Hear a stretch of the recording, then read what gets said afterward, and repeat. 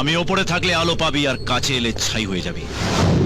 সূর্য, আমি যখন এসে গেছি জেনে রাখ, তোর ওপরে যাওয়ার অ্যাডভান্স টিকিট হয়ে গেছে। তোর তো সাহস কম নয়, সিংহের গুহায় ঢুকে এত বড় কথা বলছিস। কে হোস বেটার? তুই এই সামান্য ব্যাপারটাও জানিস না? সবার সামনে একটা মেয়েকে তুলে আনলে বাইরের লোকেরা দাঁড়িয়ে মজা দেয়, মেয়েটার বাবা বা ভাই বাধা দেয়, আর ওর বন্ধুরা মার না খাওয়া পর্যন্ত লড়ে যেতে পারে। কিন্তু মেয়েটার যদি কোনো প্রেমিক থাকে আর সে মেয়েটা যদি বিপদে পড়ে, তাহলে সে যে হোক না কেন ওকে মেরে মেয়েটাকে ওখান থেকে ফিরিয়ে নিয়ে যাবে, ঠিক এইভাবে। বোধহয় বুঝে গেছিস আমি ওর কে হই। এখনো যদি সাহস থাকে ওকে একবার টাচ করে দেখ, ফিনিশিং টাচটা আমি দেব।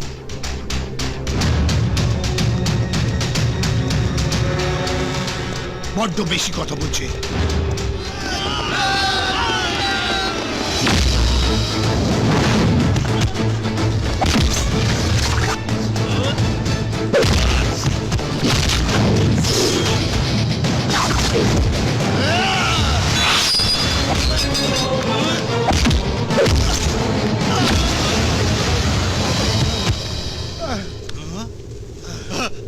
দেখেছিস মূর্তিটাও কিরকম জামাই বাবুর মতো শক্ত পক্ত, কিছুই হয়নি।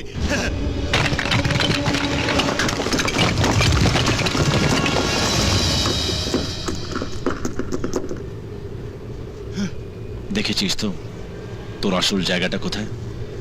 মাটির উপরে থাকার কোনো অধিকার নেই তোর।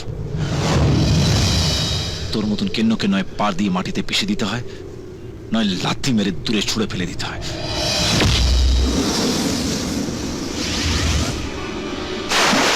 তুই মারলি আর গল্প শেষ হয়ে গেল? আরে সেকশন শঙ্কর, যার বিরুদ্ধে সাক্ষী দেওয়ার কেউ সাহস করে না, যার নামে মানুষের বুক কেঁপে ওঠে। আর এই বাবু ওরই এলাকায় গিয়ে ওকেই পিটে এসেছে। আর কি করতাম? ওর লোকেরা ইন্দুকে তুলে নিয়ে গেছিল। পুলিশে কমপ্লেন করতে পারতিস, আমাকে ফোন করতে পারতিস।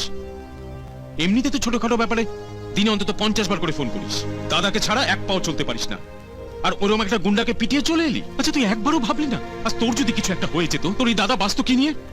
আর বাবা মার সামনেই বা আমি কি নিয়ে মুখ দেখাতাম? আর তোমার যদি কিছু হয়ে যেত তাহলে আমার কি হতো? বৌদিকে কি উত্তর দিতাম বা পিঙ্কিকেই কি বোঝাতাম? থাক থাক, কোথাও লাগেনি তো?